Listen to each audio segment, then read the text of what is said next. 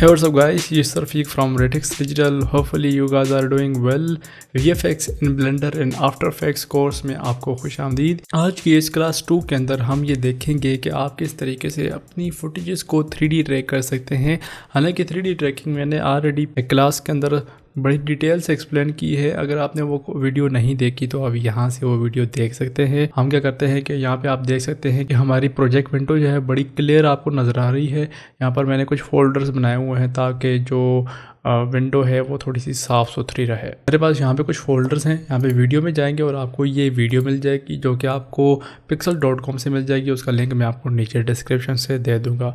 तो मैं इस वीडियो को उठा के यहाँ पर न्यू कंपोजिशन में भी छोड़ सकता हूँ, या फिर आपको यहाँ पे छोटा सा कंपोजिशन का जो बटन नज़र आ रहा है यहाँ पे भी छोड़ सकते हैं। तो मैं यहाँ पे न्यू कंपोजिशन पे छोड़ देता हूँ। और इसका बेसिकली फ़ायदा ये है कि जब आप अपनी वीडियो को ट्राई करते हैं तो आपकी वीडियो की सेटिंग्स हैं वो आपकी कंपोजिशन की सेटिंग से मैच करनी चाहिए। ठीक है, तो इस तरीके से ऑटोमेटिकली मैच हो जाएगी। तो यहाँ पे आप देख सकते हैं हमारे पास ये वीडियो आ गई और ये इस तरीके से कुछ कैमरा पैन है, यानी कि कैमरा जो है वो ट्राईपॉड के ऊपर लगा हुआ है। कोई ख़ास इतनी मूवमेंट नहीं हो रही, लेकिन 3D स्पेस में मूवमेंट डेफिनेटली हो रही है।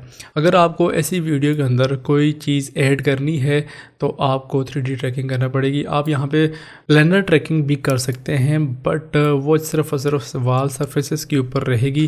लेकिन अगर आपको कोई चीज़ यहाँ स्पेस के अंदर ऐड करनी है तो यहाँ पर आप प्लेनर ट्रैकिंग नहीं कर सकते। ठीक है, तो 3D ट्रैकिंग की हमें ज़रूरत इसलिए पड़ती है कि अगर आपको कोई ऐसा सीन, अब यहाँ पे तो कैमरा पेन है, लेकिन अगर फ़र्ज़ करेंगे इससे ज़्यादा कोई बड़ा मुश्किल या आप कह सकते हैं हैंड हैंडल शॉट होता, तब आपको 3D ट्रैकिंग करना पड़ती है। और स्पेशली इन केस के जब आप 3D मॉडल ऐड करना हो।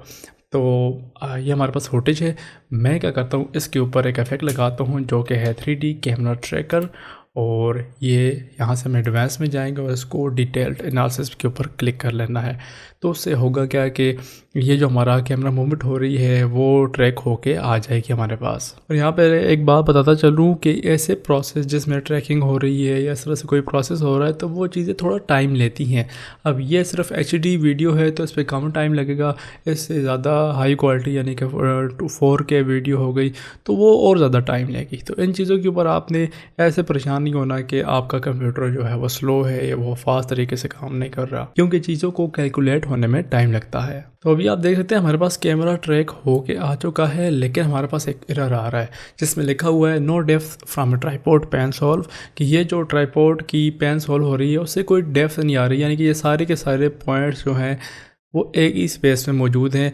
याद रखिएगा कि अगर आप 3D ट्रैकिंग कर रहे हैं आफ्टर इफेक्ट्स के अंदर तो ये पॉइंट जो है जो कैमरे के करीब हैं होंगे वो साइज़ में भी बड़े होंगे, और जो स्पेस में दूर होंगे उनका साइज़ छोटा होता जाएगा। लेकिन यहाँ पे आप देख सकते हैं सारे के सारे पॉइंट्स जो हैं उनका साइज़ एक जैसा है।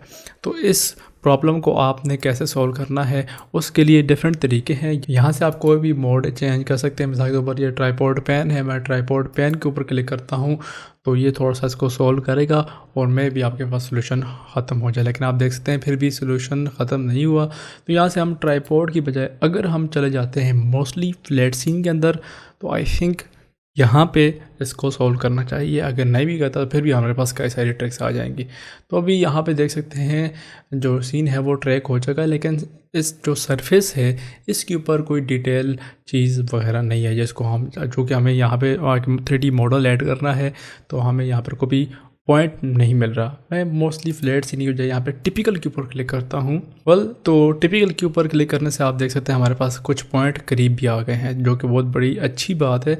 तो मैं यहाँ से कुछ पॉइंट्स को ग्राउंड फ्लोर के ऊपर जो आपको नज़र आ रहे हैं यहाँ से सिलेक्ट करके राइट क्लिक एंड यहाँ पे क्रिएट करूँगा एक सॉलिड कैमरा। तो हमारे पास यहाँ पर एक सॉलिड बन जाएगी। यहाँ से इस सॉलिड को मैंने स्केल अप कर लेना है इस तरीके से, और इसके ऊपर इफेक्ट लगाएंगे ग्रिड का। और अब हमने इसका स्केल जो है काफ़ी बड़ा कर लेना है। यहाँ से मैंने शिफ्ट को प्रेस किया हुआ है तो उसकी वैल्यूज़ काफ़ी जल्दी से चेंज हो रही हैं। आर को प्रेस करना है और याद रखिएगा अभी आप इसको प्ले करके देखें तो आपको ट्रैकिंग बड़ी अच्छी तरीके से होती हुई दिखाई देगी।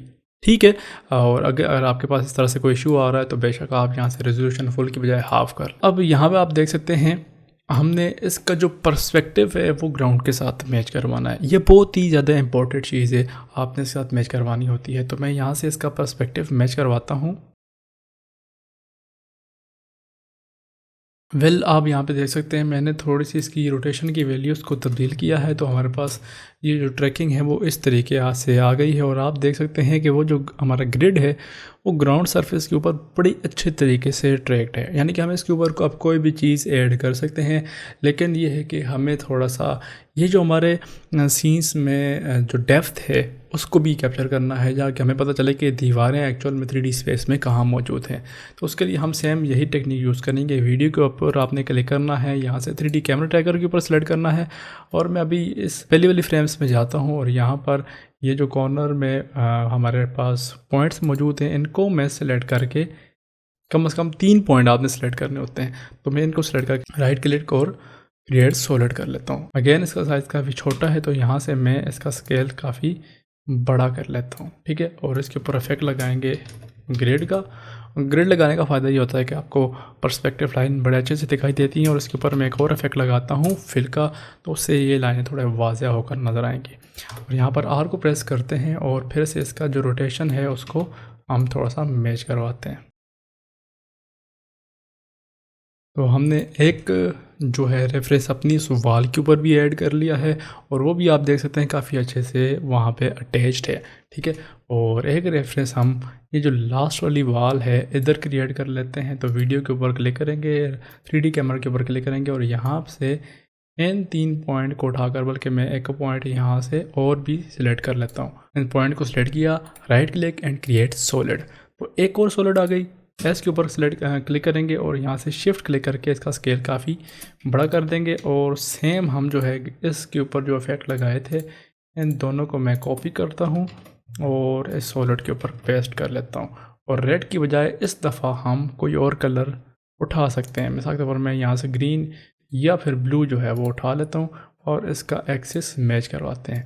याद रखिएगा जब आप अपने प्लान्स को चेंज कर रहे हैं तो यहाँ पर एक्स एंड वाई की वैल्यू को आप चेंज कर सकते हैं, लेकिन जी वैल्यूज़ को आपने चेंज नहीं करना, वरना ट्रैकिंग का कोई फ़ायदा नहीं है, ठीक है। आप अपनी मर्ज़ी से इन पॉइंट्स को आगे पीछे नहीं रख सकते।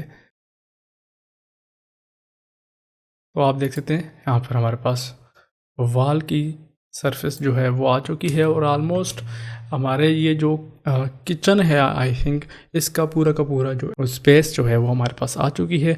अब हम क्या करते हैं कि इन सारी सॉलिड लेयर्स को रीनेम कर लेते हैं। फॉर एग्जांपल ये जो नीचे है इसको मैं रीनेम करके नाम दे देता हूँ ग्राउंड, और ये जो सामने वाली है इसको मैं नाम देता हूँ वॉल 01, और इसको मैं नाम देता हूँ वॉल 02। तो हमारे पास ये 3 सॉलिड लेयर्स आ जाएंगी, ठीक है। और जैसा कि अगर आपने मेरी वीडियोस पहले से देख रखी हैं तो मैंने कई बार एक्सप्लेन किया है कि ये जो आपको सॉलिड्स नज़र आ रही हैं 3D स्पेस के अंदर, ये असल में आपके 3D सीन्स ब्लेंडर या सिनेमा 4D या माया कोई भी सॉफ्टवेयर उसके अंदर एज ए प्लान के तौर पर काम करती हैं, ठीक है। ऑटोमेटिकली उसमें कन्वर्ट हो जाएंगी।